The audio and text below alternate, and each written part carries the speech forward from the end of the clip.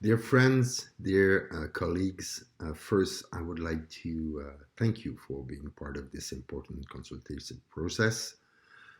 I hope that you and your families are well, in good health, and I would like to thank the Government of Scotland for leading this initiative, especially during this international health crisis.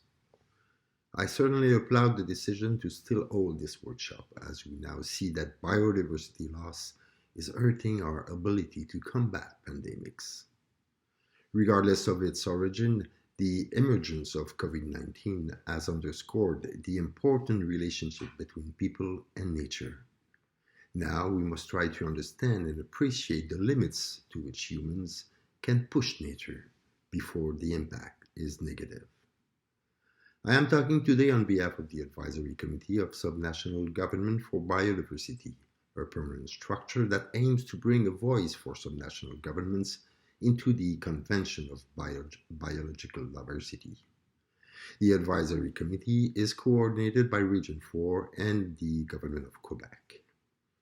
As the official structure for subnational government within the CBD, the Advisory Committee encourages and creates constructive dialogue between its members and different stakeholders to ensure subnational recognition to the Convention, including the parties. There are actually 20 members involved in the committee, and we have three partners associations, CONGOP, the European Committee of Regions, and the American Association of Fish and Wildlife Agencies. The Government of Quebec is one of the founding members of the Advisory Committee. One of our roles is to advocate for greater recognition of subnational governments within the major international bodies, namely the UNFCCC and the CBD. When we speak of biodiversity, the Aichi targets represent the essential roadmap for nature conservation. Sadly, it has now been widely demonstrated that globally, the majority of those targets will not be met by 2020. The difficulty to mainstream biodiversity into all sectors is one of the main obstacles for the implementation of the CBD. Loss of biodiversity is not only an environmental challenge, but also a developmental, economic, security, social, and moral one. This holistic approach is one of the main goals of the new global biodiversity framework for the post-2020 era that is currently being negotiated. While the previous strategic plan was intended to be more focused on the parties of the CBD, the countries, the next global biodiversity framework is intended to be inclusive and participatory and actively engaging all stakeholders and all levels of government. Indeed, if we really want to raise the ambition for this next framework, we have to attain a whole of government and society approach. This is very, very important. This is why the Advisory Committee of Subnational Governments for Biodiversity has been actively engaged throughout the whole consultation and negotiation process of the next global biodiversity framework. At the first meeting of the open-ended working group, the importance of including the role and contribution of subnational governments and cities was added in the scope and structure of the next biodiversity framework, and even formally included in the official conclusions of the meeting. At the second meeting of the open-ended working group, we've welcomed the zero draft consideration to local and subnational governments' role as enabler of the implementation on the ground. We've saluted the early mention of the local and subnational government into the global biodiversity framework, as we believe that such valuable inclusion will reinforce the sense of appropriation of the plan by all levels of government. We did also reiterate that we need to better capture and mainstream the essential contributions by local and subnational governments in the future framework.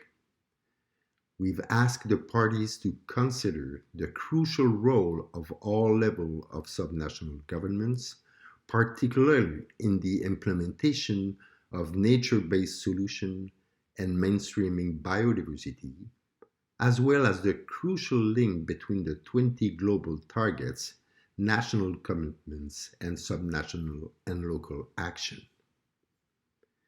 In regard of resource mobilization, capacity building, and the long-term strategic approach to mainstreaming, we've asked to add a recommendation on Decision 15 on a renewal of the Plan of Action on Subnational Government Cities and Other Local Authorities for Biodiversity, which will expire this year as a major milestone in the implementation process of the new framework.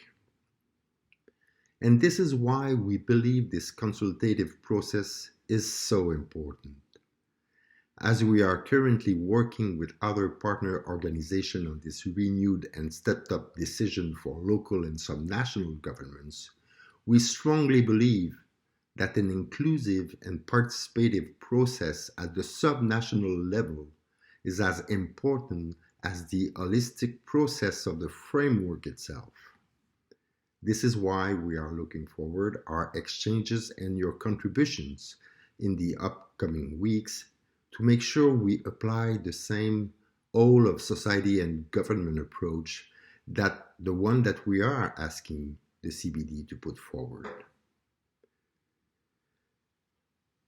We all thought that 2020 would be a super year for biodiversity with the adoption of an ambitious new framework for nature.